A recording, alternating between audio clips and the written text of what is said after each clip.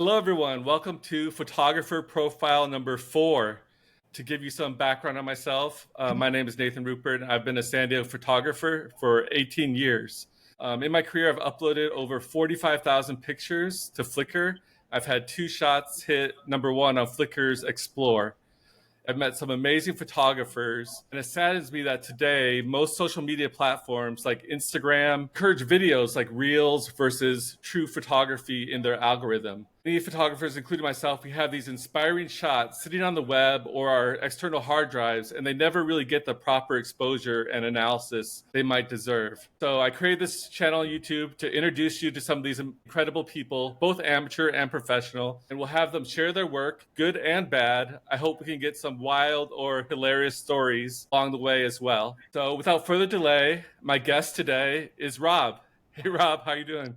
Hey, how you doing, Nathan? Thank you for inviting me. I appreciate it. Please just give us an introduction about yourself and your photography. I started out like I think a lot of photographers do. We have kids, and these kids transition through phases. And my daughters, 2 of them here in the East County, were no different. I had a daughter that was into the pageant world, which threw me into running around the state of California, taking pictures of pageants and her and events and things like that. And then I had another daughter who was heavily in the show choir and dance and gymnastics and circus. And me being an amateur photographer all my life, I grew up loving photography. I remember at the very early age wanting to become a sports photographer, but competed with engineering, which is my second love and passions. Having both of them in my repertoire has been really great. Just kind of growing my photography career through my children, and now that my children are grown, it's really streamlined and taken off to crazy levels. And we're still doing school photography today.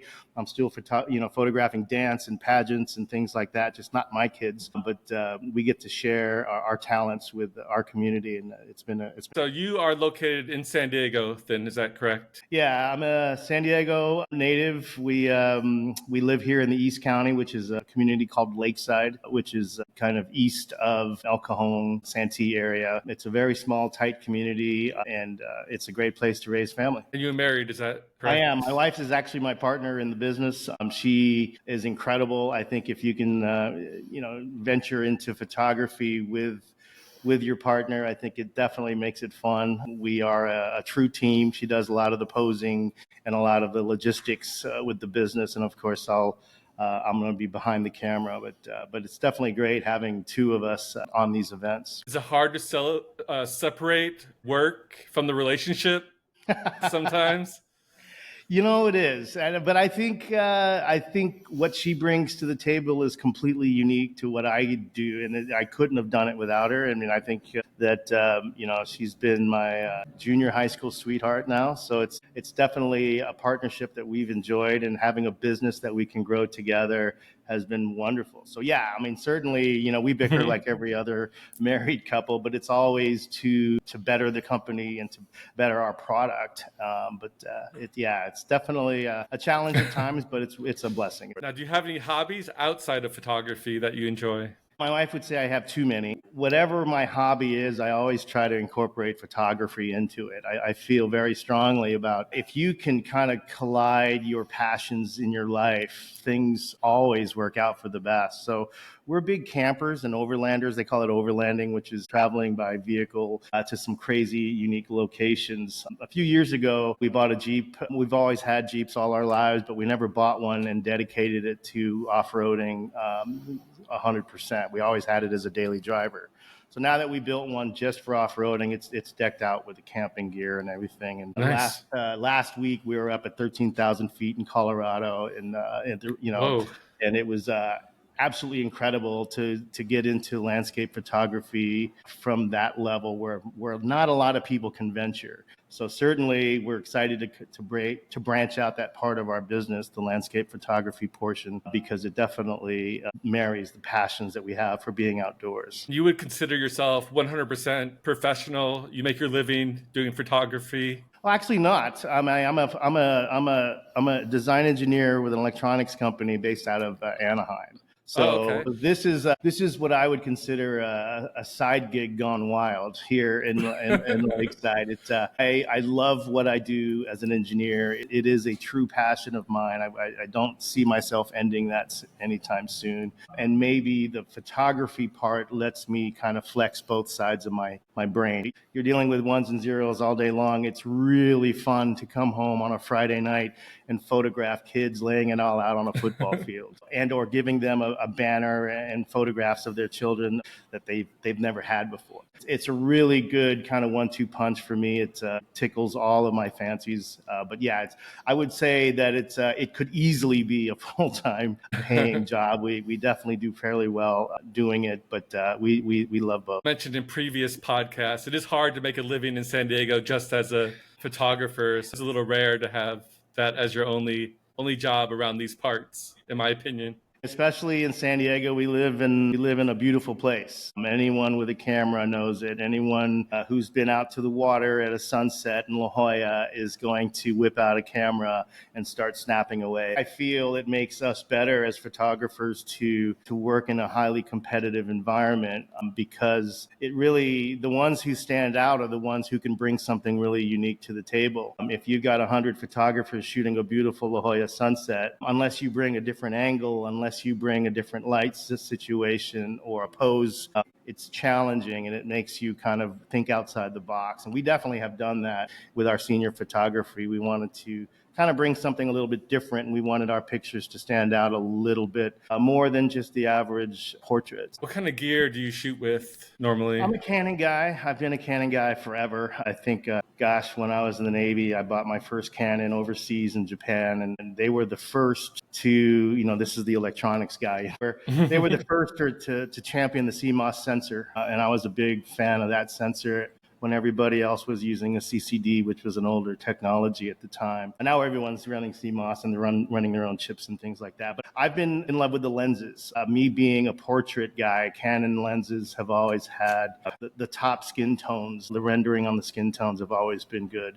Dynamic range suffers a little bit, but in portrait photography, I didn't feel that I kind of needed it. But yeah, I shoot Canon. I shoot a lot of Godox is my flash of choice. I feel they're a great company that creates very affordable lighting. And when I started out, I was using speed lights, and that's all I use is off-camera flash. I'm a big off-camera flash guy. Very rarely do we shoot natural light. I feel that my style of photography is the dramatics. I'm always underexposing my backgrounds. I'm always going for that texture in the sky, and I'm always getting a dark and moody background. I need to counteract that with some sort of light. So I've been an off-camera flash guy from early 2000s, and that's kind of how I started photography, is straight out of the box. Completely in the opposite spectrum from you. I do mostly natural light. I probably need to hire you for some flash lessons sometime.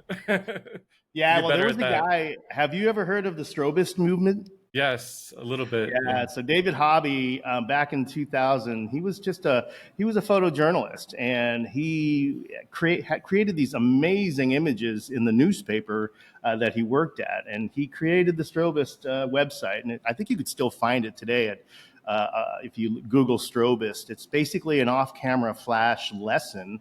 He starts you from very basic, and I remember taking that when I was 19 years old, and it blew my mind what I can do with a very cheap DSLR and an off-camera flash and a wireless trigger. So I've been doing his methods ever since. David, if you're out there listening, thank you. You started a beast in me. But yeah, so we've been off-camera flashing forever. It definitely brings a different look. I do understand that a lot of photographers like to use flash, and it's it is a hassle. You're bringing more gear.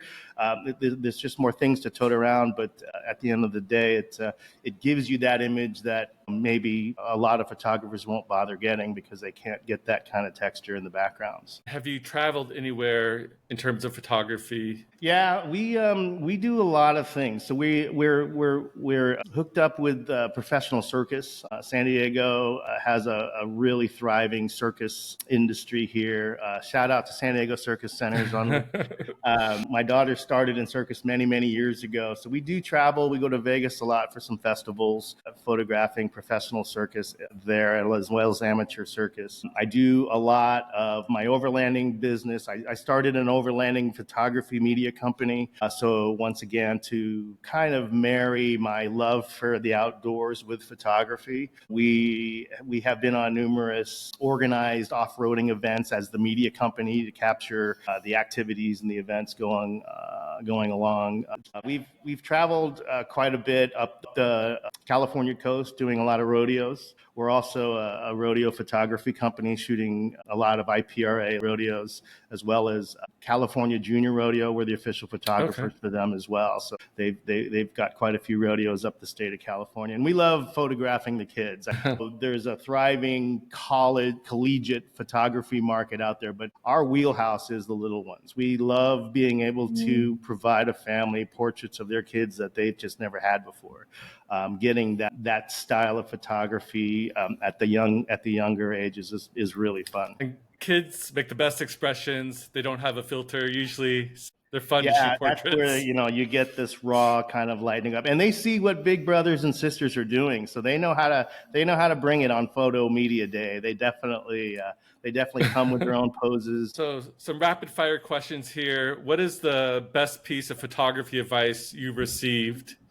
I had two, really. Get out of automatic modes. You got to be a manual shooter. I didn't learn lighting, and I didn't understand the exposure triangle until I really shut it down and went in the manual mode. I feel that when you rely on a computer to make up the third part of the of the exposure triangle, then there's a part of it that's guesswork. There's a part of it that, let me just shoot it, and if it needs to go higher, up or down, let's just kind of adjust it. I'm a big fan of manual. I feel that it makes you a better photographer to learn how to adjust those three parameters and when to. So that's my advice that was given to me many, many years ago, is that switch it in the manual mode, and don't do it obviously on a paid gig, but do it when you're just having fun. You will definitely find that the knowledge that you gain from that experience is good. And how do you feel about AI and photography, the big buzzword of the year? Yeah, I love it and I hate it, right? The part that I hate is we've got a lot of really amazing photographers out there whose work is not really discounted, but they're almost not really appreciating it because everyone's thinking it's so good it must be AI. And I don't like seeing that. I think it really kind of takes away from the hard work and effort that some of these great artists are creating. But on the other hand, I can't deny the power of generative fill now in Photoshop, and all of the things that took us hours and hours and hours to do in the past. Now, at a stroke of a button, you're doing bulk retouching and things like that, and it's good. It's not bad anymore. So me as a volume photographer for schools, I can't deny that it's making me money. It's saving me time. It's definitely amazing. But on the other hand, like I said, I'm a manual guy. I love the process of photography. I love coming home from an event and having 2,000 images and having to cull them and get them down and pre-crop them and do any kind of rough batch editing that I need to do to get them out. That's what I do as a photographer. Nowadays, people are sending them off to a service and they're clicking a button and they're coming back. Really? I didn't know that. Yeah, it's really incredible. I'll have to tell you some of these websites. Literally, you can go to a wedding, shoot 3,000 images, come home, hit a button, upload them, and your style is learned. So these AI machine bots will learn your style of editing. You have to upload a couple of. Once they learn it, they'll match your edit style for your wedding albums. It's crazy. That's new to me. I did not know that. Thanks for... Yeah. And then you've got things like Midjourney and things like that are, I don't know if you've played with it, but it's pretty incredible. It's pretty incredible what it's doing. And what would you like to happen to your photos when you die? You're no longer here. Anything special? When one of my photos is hanging on a wall and a child looks at it and feels something, whether it's I'm proud, I feel like Superman, or I feel like Superwoman. That's the proudest moment I have as a photographer is when somebody, a little one, sees their image. They don't believe they can look that good. They look amazing. We try to shoot at a superhero angles from the ground up. We try to light them in such a way that really brings out that Hollywood poster look. That's kind of what I'm going for every time I photograph a child, because in my mind, COVID did a lot of negative things to the psyche of the kids of our country. I shoot hundreds and hundreds of high schoolers every year. The last year out of COVID, everybody was covering their mouth. You didn't see any teeth when they smiled. They didn't look at you in the eyes. And I see this and I feel like we as a country kind of lost something that no one ever talked about. And that's what it did to our kids who were masked up for 3 years. So certainly seeing smiles, seeing eye contact, being able to photograph kids and uplift them in a way that our photographs tend to do is the reward I need. I don't need any monetary compensation. My images get up there and help somebody. It moves their feelings in a positive way. That's all I need. That's great. And if you could do a portrait session with any celebrity, alive or dead, who would you pick? I'm a Morgan Freeman fan. I feel that he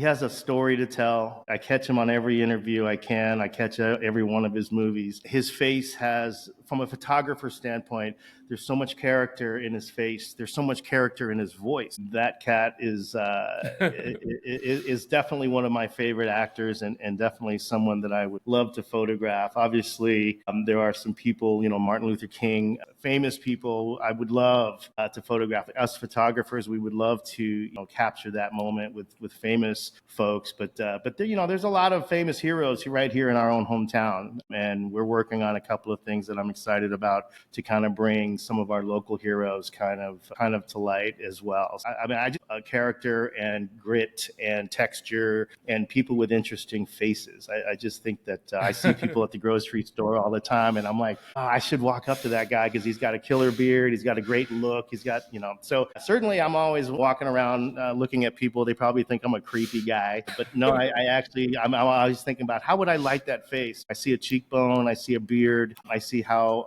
light would affect that. And I get excited. We might see you on someone's Instagram or TikTok story or something. This creepy guy staring at my face at the store.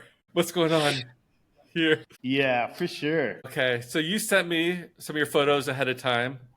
I'm gonna go ahead and share them here. Can you see that? Yeah, I got it. Good. Are we zoomed in enough? I think that's pretty clear. All right, so yeah, just go ahead and tell us about this first photo here.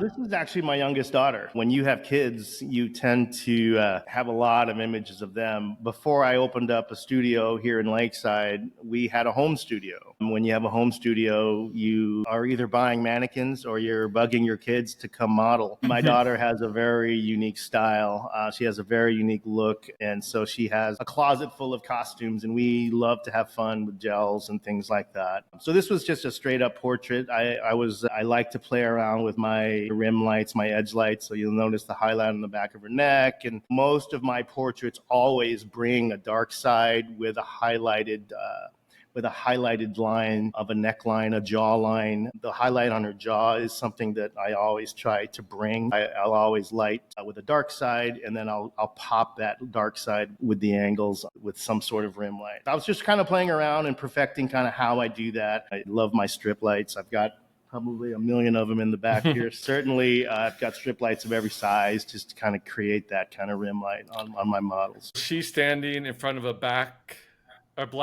backdrop for this photo. It's actually, I think it was a Savage gray. So gray accepts the gels.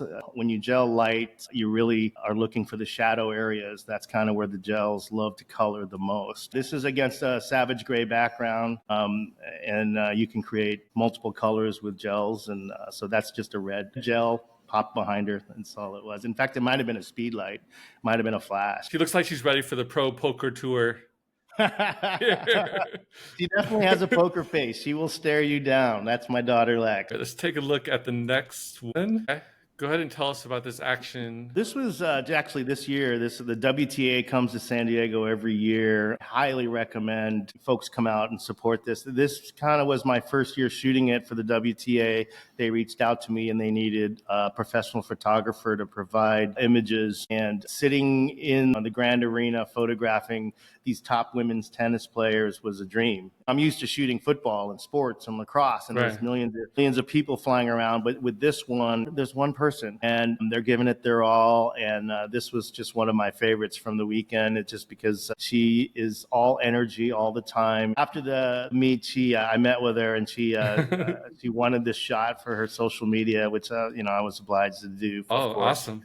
But yeah, it's really fun. I'm going to try to shoot that again next year for sure. There's so much action in the shot, yet there's no ball in the shot. Yeah, and I still have to figure that out. Is the money shot include the ball? Because the ball is a split second. I'm shooting an electronic shutter, 30 frames a second. I'm still missing it. What you have to do is you have to wait for. You actually hear an audible cue from the player opposite the net. When you hear her hit it, you kind of have to start pressing the shutter because it's coming. Definitely timing is something that I love. It's one of the things about sports photography, and I know you and I talked about this because you're a sports photographer as well. Each sport has a speed. And you try to get there early when they're warming up because then you're speed ready. But to be able to master a sport takes a little bit of time. I don't think people realize how fast some of these things move. And for you to get the shot you want, you have to be almost shooting before the ball gets there because the mind has a lag time between your mind and your finger. It's definitely fun to play around with honing your skills on a fast sport like tennis. Sport has a distance too. I shoot ultimate frisbee tournaments and trying to get those dives in the end zone. You need to learn the distance to position yourself to get that dive, and that affects your lens choice as well. Absolutely. Yeah, absolutely. So you read the forums and they say megapixels don't matter. And I disagree. I mean, if you had to shoot tight because you don't have the megapixels, you're going to miss a lot. And I think having a 45 megapixel camera, my Canon R5 is what I shoot with for the sports. It allows me some flexibility to be a little looser. I use it on my portraits as well because a full body could become a tight headshot instantly without me shooting 2 frames. So it's definitely giving me what I consider a 2-for-1 by shooting a 45 megapixel camera. But certainly it is definitely fun to shoot that. Let's look at a third one. This is one of the favorites of the ones you sent me. Oh, yeah. That's from the good old Lakeside Rodeo in the dirt. So if you ever come out to the Lakeside Rodeo, I'm one of the photographers that routinely shoots it. But you won't find me because I'll be underneath one of those banners in the dirt. I actually have the platypod. I don't know if you know what a platypod is, but it's idea. It's a tripod that's just a flat plate, and you sit your camera in the dirt. So literally, that's why I have some older bodies that I never get rid of, just because half of my cameras are in the dirt all the time.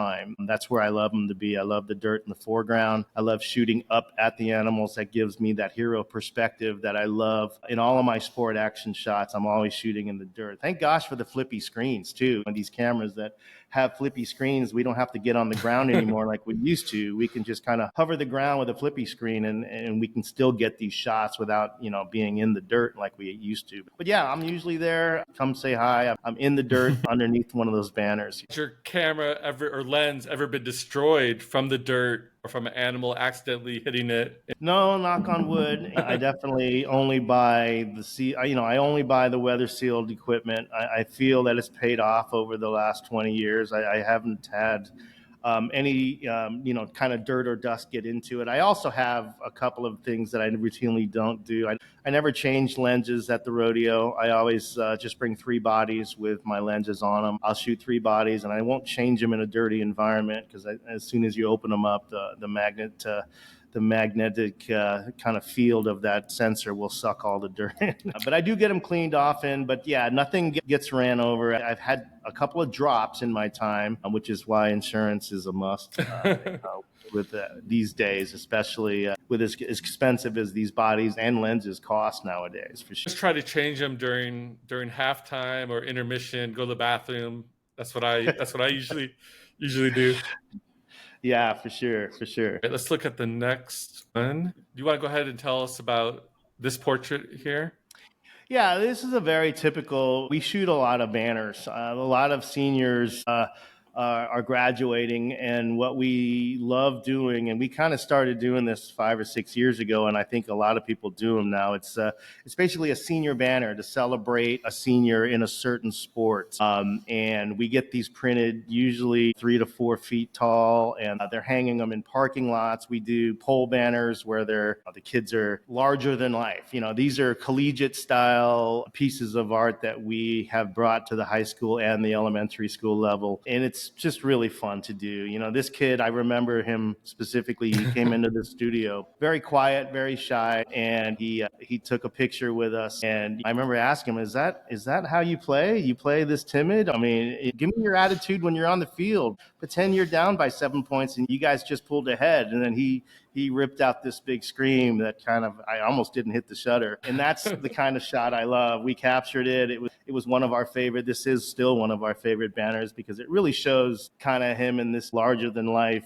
And I believe he's probably got this thing in his garage hanging somewhere, but we love that. And then we do this for the little ones, even down to the little league level. But this is a very typical one of our senior shots, one of our senior banners where we can get and we're doing a lot of media days too. We started doing media days a few years ago where we actually make it an event. Colleges do media day. Bringing that to the high school level has been a lot of fun. We'll bring out a smoke machine. We'll set up multiple stations, and we'll get not only the senior pictures, but we'll get the team picture as well. We'll get all of the images done, and then that way the team has a pretty good queue of social media images throughout the year. I mean, high schools are really getting into the social media advertising now for the teams. The good ones are, at least. So it's certainly nice to have a big pile of images that they can use throughout the year, and it's even better to have our logo on them all because that keeps our business rolling, and it keeps people looking at, hey, look what this guy's doing, and it definitely has paid off for us. You have exclusive contracts with these schools, like yearly contracts? No, they don't. At the high school level, I don't think they sign contracts anymore. Oh, okay. This is all word of mouth. This is all team coach word of mouth. It's a very competitive field now. I think there's a lot of companies that are creating templates where you can just take a picture and send it to an AI bot to get extracted. You don't need to shoot and do anything anymore. We're not trying to turn and burn 1 million schools a year. We're okay with keeping it small because we want the lighting and the artwork to always take precedence. We do a lot of time doing some color blends to make sure it looks like, he's really there in a puff of blue smoke, even though he wasn't. We're here for the artistic portion of it. It just happens to be sports, which we love as well. But yeah, there's another just a great way to use photography is to sell these.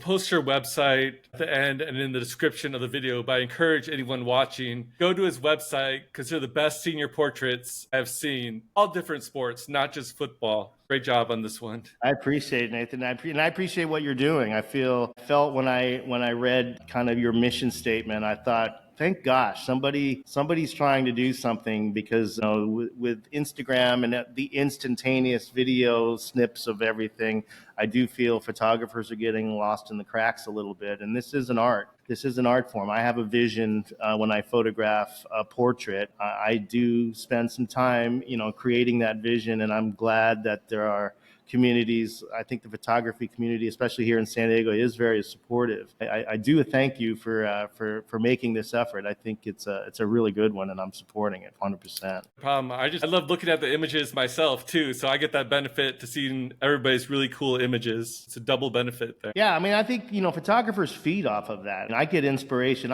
Everyone has a phone, and we have inspiration stuff that we grab off of Instagram and things like that.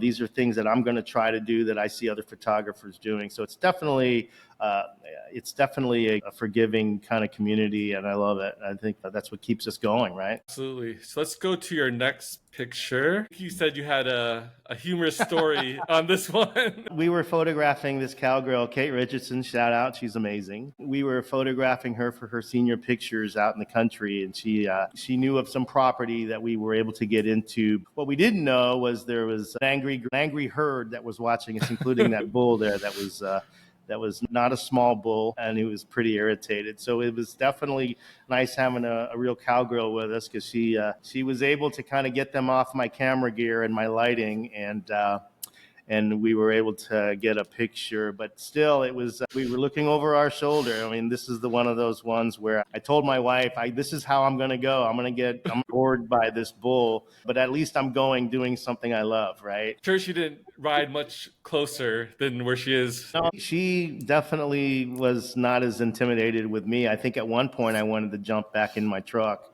and close the tailgate, even though I shoot a lot of rodeo. When there's no guardrails nearby and they're just walking around me and they're charging, it could be really intimidating. So that would not ended well. But it was a beautiful location. I'm glad we were able to get a shot. All right. One other photo to share. I always ask photographers I invite to the podcast to share a photo that maybe didn't come out how they planned. Tell us about what happened here. So barrel racing is one of our, it's one of the things we love photographing. And this one, we were actually lighting this with strobes. We shoot a lot of high-speed sync. So I'm shooting with dual 1200 watt second strobes.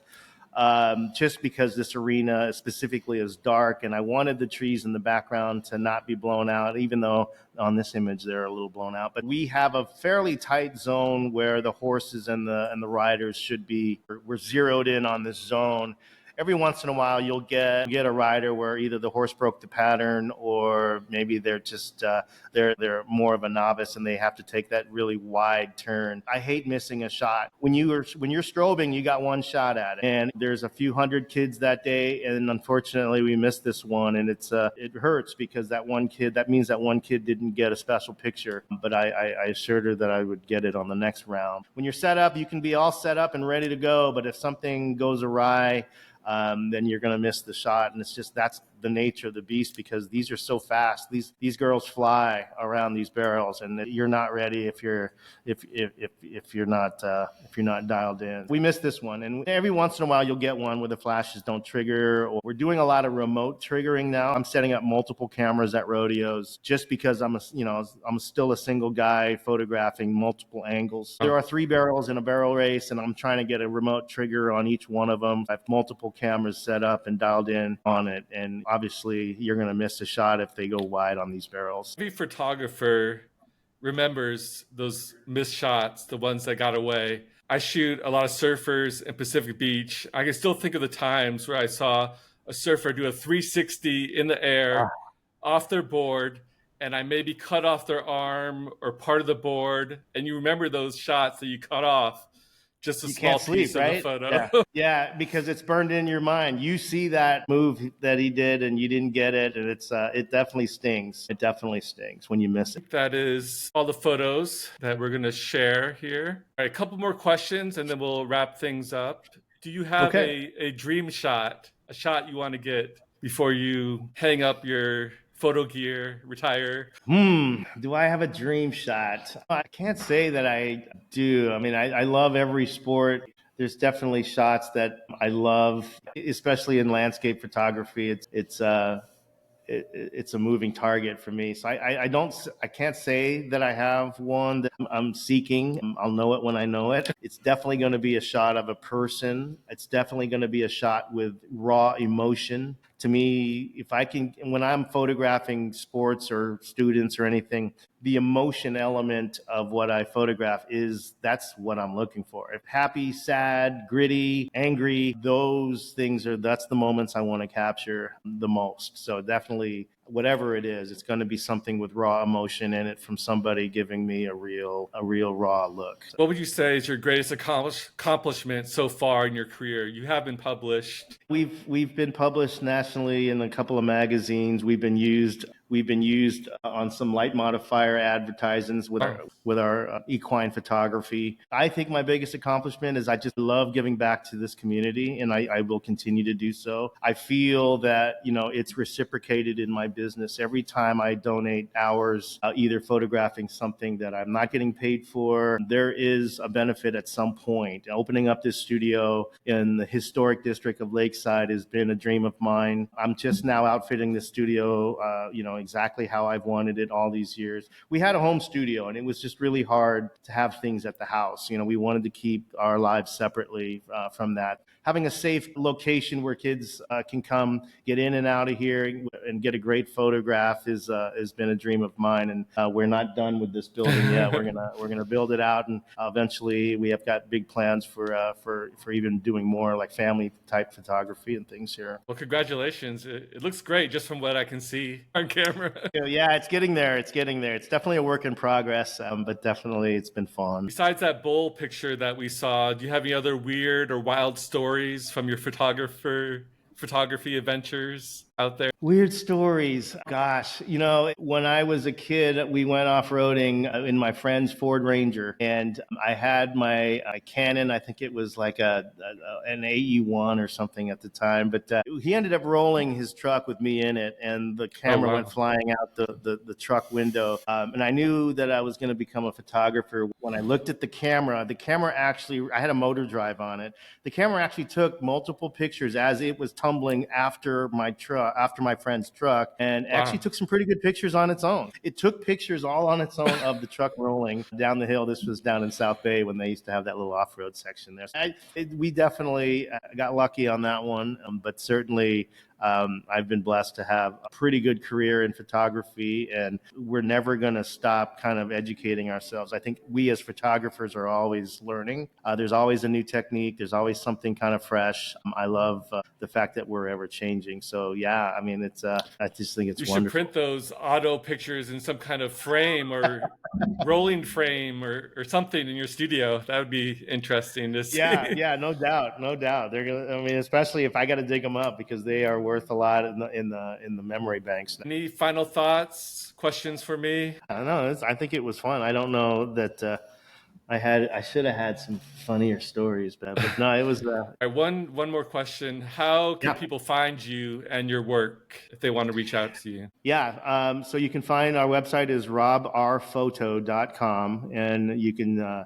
check us out on Instagram is probably the easiest place. You can DM me at Rob Riingen Photography. That's ROBRIINGEN Photography on Instagram. We'll link to both of those in the description of the video as well for anybody watching. Very nice. All right. Well, thank you so much. I enjoyed the conversation, loved your pictures, and I'll meet you at the rodeo soon. Hey, let's go shoot, man. I'd love to go shooting surfing with you as well. I also shoot a lot of surfing. Yeah, I usually shoot from the Pacific Beach Pier, so I'm right on top of the surfers with those angle shots of the action. Yeah, nice. I'm at Wind and Sea a ton, so either way, I can come up or come down. Sounds good. All right, well, have a good night. Thanks so much, Rob. Yep, thanks.